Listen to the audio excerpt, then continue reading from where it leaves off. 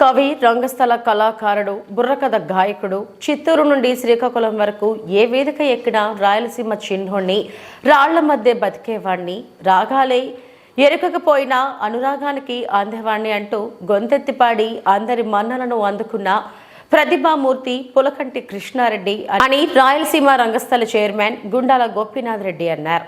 పులకంటి కృష్ణారెడ్డి వర్ధంతి సందర్భంగా కళాకారులు తిరుపతిలో ఆయన చిత్రపటానికి పూలమాలలు వేసి ఘనంగా నివాళులు అర్పించారు.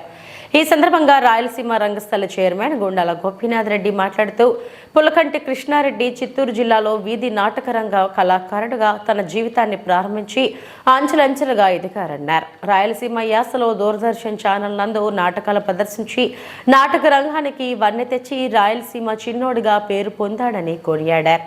ఈ కార్యక్రమంలో కళాకారులు కెఎన్ రాజా, సుబ్రహ్మణ్యం యాదవ్, పోన్నాల జేజిరెడ్డి, కప్ప పద్మనాభం, మురళీవాసు, రాధాకృష్ణారెడ్డి, సుబ్రహ్మణ్యం రెడ్డి తదితరులు పాల్గొన్నారు.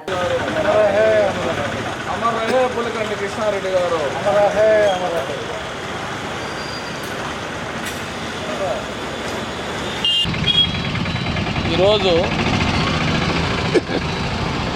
రచయిత, కవి, రంగస్థల నటుడు, రాయలసీమ చిన్నోడు పులికంటి కృష్ణారెడ్డి గారి 17వ వర్ధంతి సందర్భంగా ఈరోజు రాయలసీమ రంగస్థలి ఆధ్వర్యంలో ఆయన చిత్రపటానికి పుష్పాంజలి ఘటించి ఘన నివాళి అర్పించాము. పులికంటి కృష్ణారెడ్డి గారు ఎన్నో నవలలు, కవితలు రాసి అందరి మన్ననలు పొందారు. ముఖ్యంగా ఆయన తిరుపతి వాసి, ఇక్కడే బండ్లీదిలో ఆయన నివాసం ఉండేవారు. ఆయన నవలలు, కవితల ద్వారా ఎందరో అందరి దగ్గర అందరి మన్ననలు పొందారు. ముఖ్యంగా ఆయన ఏకపాత్రాభినయం, దుర్యోధన పాత్ర వేసి ఆయనకు ఎంతో ఇష్టమైన పాత్ర దుర్యోధన పాత్ర. మయసభలో ఆయన దుర్యోధన పాత్ర వేసి తిరుపతి వాసుల్లో అందరికీ సుపరిచితులయ్యారు. ముఖ్యంగా ఆయన నవలలు, కవితలు చిత్తూరు జిల్లా మాండలికం భాషలో రాసి ఆయన రాయలసీమ చిన్నోడుగా ప్రసిద్ధి చెందారు.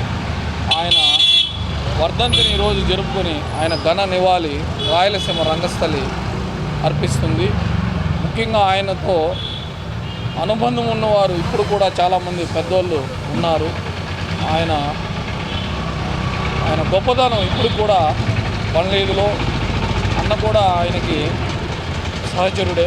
ఆయన గొప్పదనాన్ని చెప్తుంటే చాలా సంతోషంగా ఉంది. ఆయన వర్ధంతిని ఈరోజు జరుపుకుంటున్నాం. రచయిత పులికంటి కృష్ణారెడ్డి గారు తిరుపతి నివాసి. ఆ రోజుల్లో మన జిల్లాలో ఉన్నటువంటి కవుల్లో పులికంటి కృష్ణారెడ్డి గారు ఒక కవి, రచయిత్రి, ఒక నటుడు కూడా. ఆయన అన్ని విధాల ప్రజల కోసం అనేక రచయితలు రచించి జ్ఞానం కలిగే విధంగా రచయితలు రచించడం జరిగింది. ఆయన 17వ వర్ధంతి రాయలసీమ రంగస్థలి తరపున జరుపుకోవడం, ఆయన సామాన్య వ్యక్తిగా ప్రజల్లో ఆయన చూస్తే కవి అనుకోరు చూసినట్టయితే ఆ వ్యక్తిని, అటువంటి సామాన్య జీవితం గడిపినటువంటి గొప్ప ఉన్నతమైన వ్యక్తి పులికంటి కృష్ణారెడ్డి గారు. ఆయన వర్ధంతి జరుపుకోవడం ఎంతో మాకు ఆనందంగా ఉంది. అదేవిధంగా వాళ్ళ కుటుంబానికి భగవంతుడి